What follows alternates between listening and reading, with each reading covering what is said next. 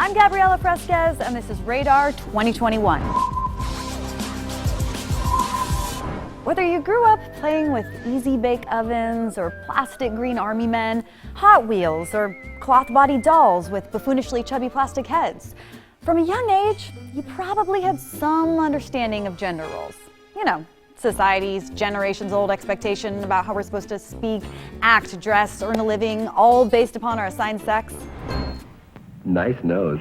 Thanks. Let's test it. Close your eyes. That's a big, fresh, shiny lemon. Close. It's new lemon refreshed Mr. Clean. Smells great. Lemon refreshed Mr. Clean. I'll buy that. The fact that only biological women can bear children, as illustrated by Walmart's Dress Real Pregnant Have a Baby in Your Tummy doll, which you can buy online today for $7.29, does play a big part in this conversation. But these traditional definitions of masculinity and femininity are now so deeply entrenched in our society that they've created gender stereotypes, which has left the door wide open for gender inequality, something we're now tirelessly working to dismantle. There's so many things that you're conditioned and trained not to do as a woman when you're growing up. And the older I get, I realize that the definition for me personally of being a woman and being feminine is just doing whatever I want and making my own rules. Being feminine means to me that I feel free to explore exactly who I am and confident enough to show it off.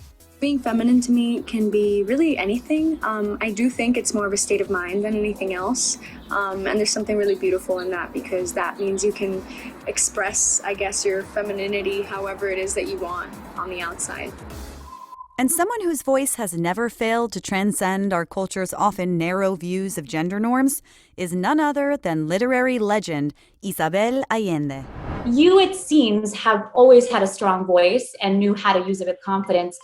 It almost felt as I was reading this book, like it came naturally to you. Is that the case, or did you really have to work at it? The rage against male chauvinism was natural. I think I was born with it.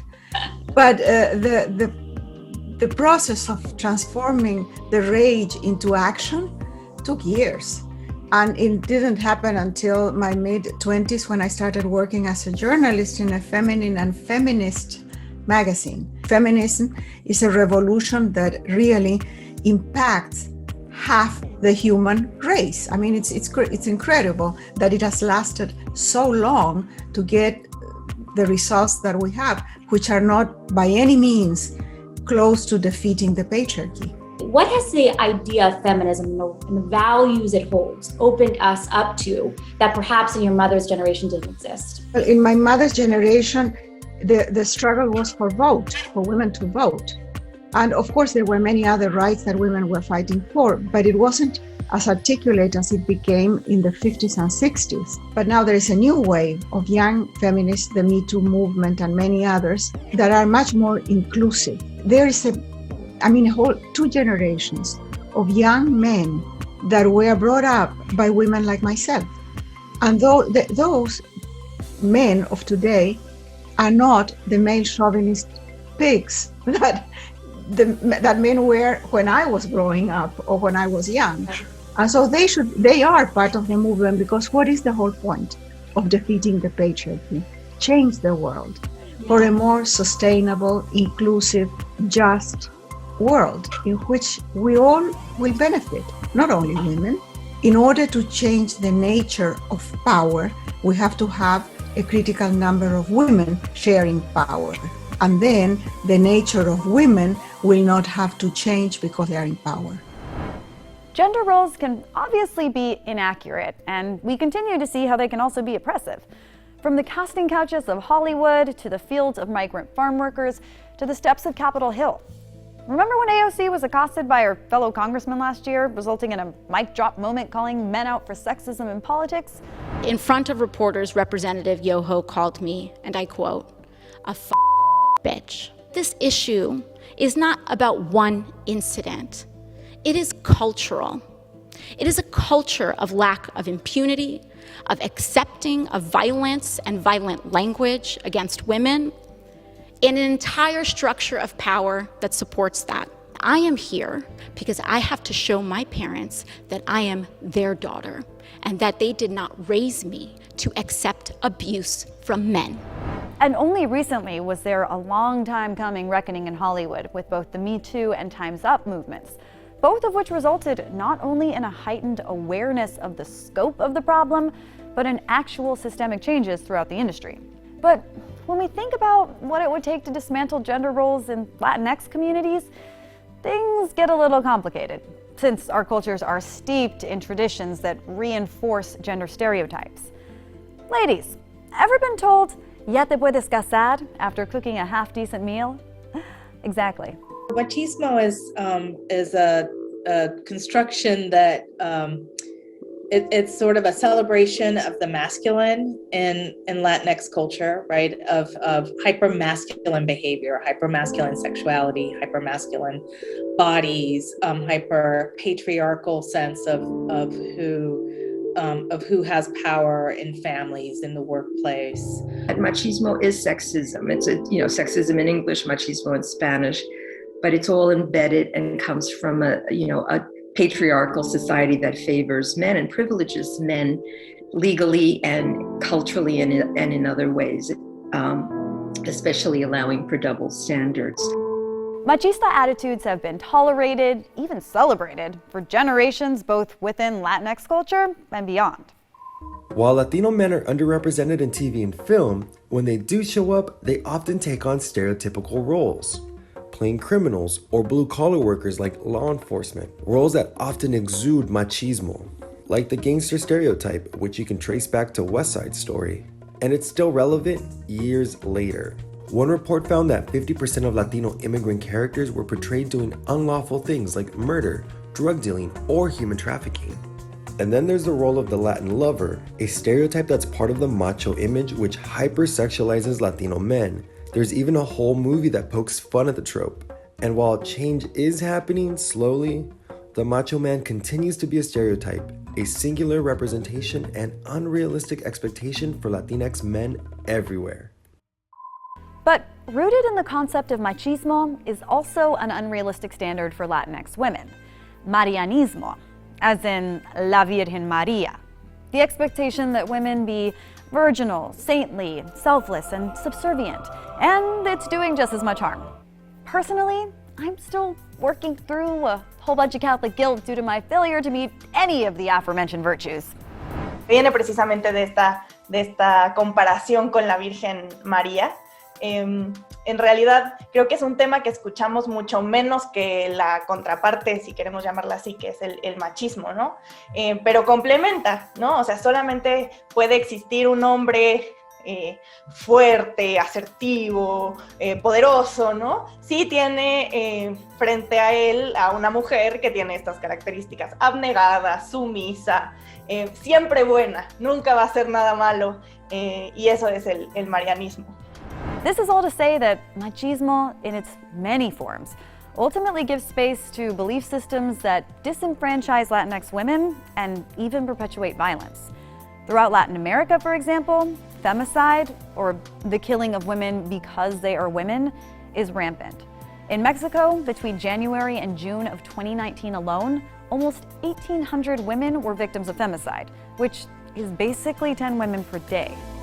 En países como México estamos teniendo una crisis de asesinatos de mujeres. Es un concepto que empezaron a utilizar las feministas para visibilizar cómo ciertas violencias, particularmente la violencia que termina con la muerte de las mujeres, les afectan de manera distinta a cómo afecta a los hombres. Si quien te mata es tu pareja sentimental, regularmente un hombre, entonces se considera que hubo feminicidio. Se generan roles y estereotipos sobre qué tienen que hacer las mujeres, qué lugares deben de ocupar las mujeres. Y por el otro lado, para los hombres, hay una cierta exigencia de ejercer esta violencia, ¿no? De ser violentos, de ser seres sumamente sexuales. Hemos visto en los últimos años un reclamo de las mujeres para ponerle atención al tema, porque vemos que escalan los números de asesinatos de mujeres y de feminicidio. Creo que hay un hartazgo en general de las mujeres porque vemos muchos casos y no vemos ninguna solución. Today, movements across Latin America are working to dismantle machista attitudes in their communities. And feminist organizations like Ni Una Menos and Vivas Nos Queremos are leading the way. But the detrimental impact of machismo and Latinx culture isn't exclusive to women. For Latinx men, the pressure of maintaining an identity rooted in this toxic masculinity is very real and often not discussed. And machismo, what is that, right? To me, it's men that don't believe that women should do certain things, like women shouldn't fight or women shouldn't play basketball or football or whatnot. Controlling, has no regards for anybody else's opinion or anything like that. They just basically care, what they think and what they say goes. Toxic masculinity, strong or aggressive masculine pride. I think of an old school guy. Oye, mami, ¿dónde está la comida? Yo soy el hombre de la casa aquí, yo soy el que manda. It's this pride that a man has to, to upkeep for him and the people he surrounds himself with. And it's this ideal that, he can't be weak, and completely displaying something that's not even true to yourself. Trying to hide behind beards and mustaches. Trying way too hard to be as hard as possible. Caught between body bags and survival. Caught between macho ideals and proletariat revolution. Look at how we confuse passion for violence. In the first word, I think when I think about machismo, I just think aggressive dudes. I think it's very tied to toxic masculinity. I think about muscles, right? And I think about just these dudes just taking space with their presence, with their voice. My way is the right way. I give the orders. I set the rules. I think the effect of that has is limit our ability to flourish as human beings. And so I think that can definitely lead to a lot of frustration that then gets expressed in unhealthy ways. Fighting, drinking, all these stereotypes that we have of how, or these very gendered ways of expressing frustration or pain, or discomfort. Right, versus talking about it, or whatever. So in a more constructive, and less destructive way. So what would it look like if old school Latinx parents just decided to, evolve? Oh hey, I didn't see you there. I was too busy painting my nails. That's right, I paint my nails and that does not make me any less masculine. Who said that? Porque a mí me encantan tus painted nails y tu estilo. Well, maybe you're cool with it, Mom, but try making Papi change his mind. Growing up in Puerto Rico, gender roles were so defined that even the idea of painting your nails would lead to los hombres no se pintan la uña, deja eso para las mujeres. But what if instead their reaction would be the complete opposite? Something like, Tú eres tan único. I am so glad that you can express yourself and feel comfortable being yourself. Felicidades, hijo. Then the world would be a better place. Yo no dije eso. Stop putting words in my mouth. I know, Dad, but wouldn't that be great? After years of telling stories about the Latinx reality, I've heard this time again. So many men have told me that their families didn't allow their vulnerability to show, that they couldn't express themselves. But why would you wear a bright color outfit, huh? Also, those sunglasses. Quítate eso. When I was in high school, I would think, I can't wear this colorful shirt, they're gonna think it's too loud. But we have to understand that the ingrained ideals that make up the macho man in Latinx culture does not define us. Just let me be who I am, who cares if I join the drama club? Ivan Senior, I told you to let that boy be, él va a estar bien. Thanks, Mom. Point is, I think we all agree, it's time to break the mold. Today,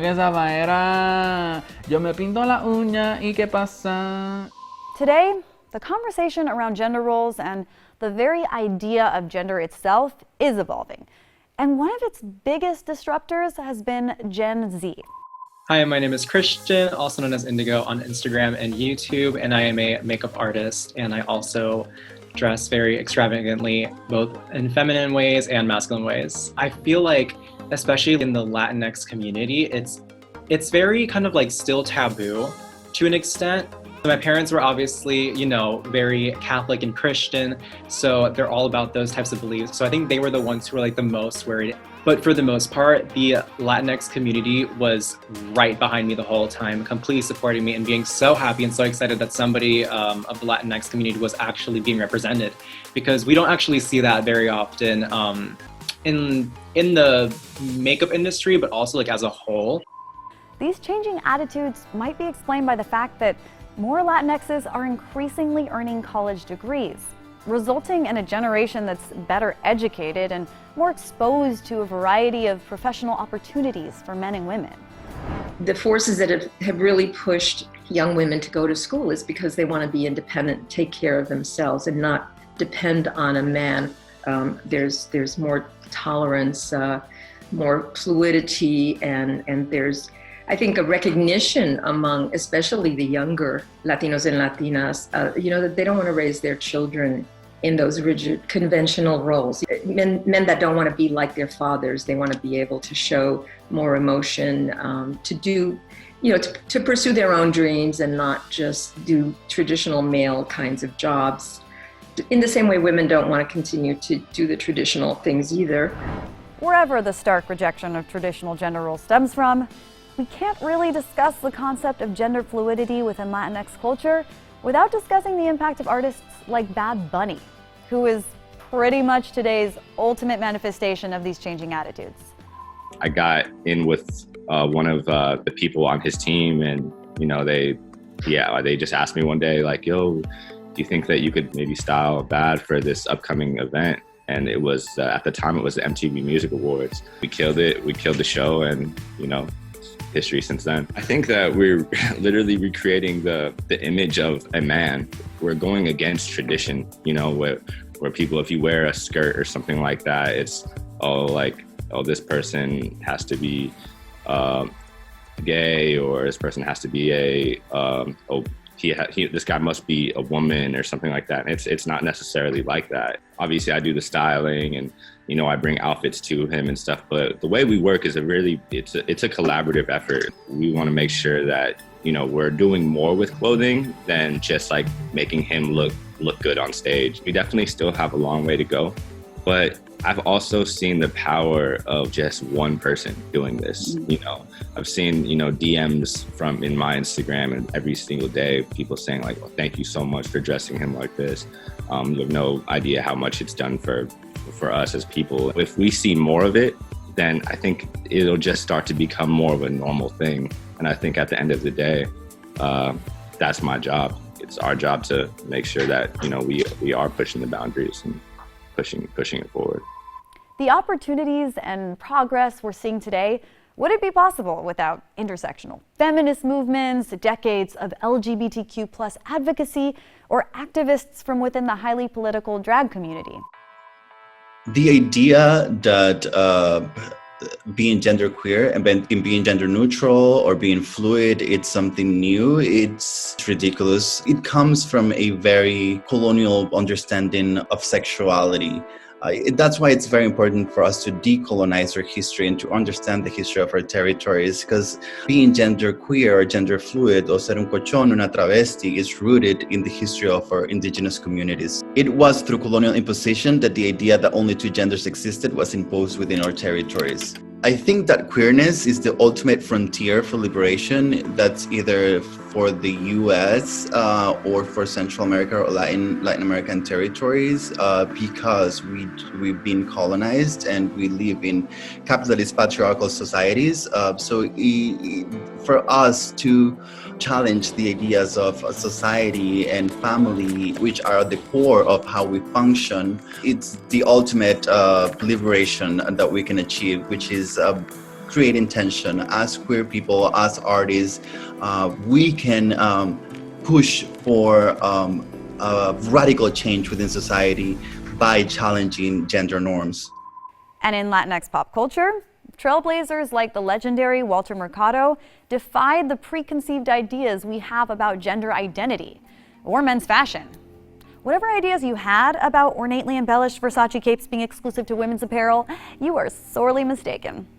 Eradicating deeply embedded ideas like machismo and marianismo may be the key to addressing some of the biggest social inequities between men and women within Latinx culture and pretty much everywhere else too. I'm Gabriela Fresquez for Radar 2021.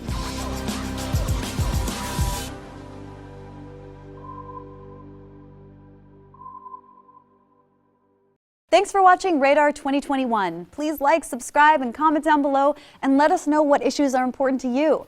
Because let's be honest, there are a lot of issues to choose from. So many.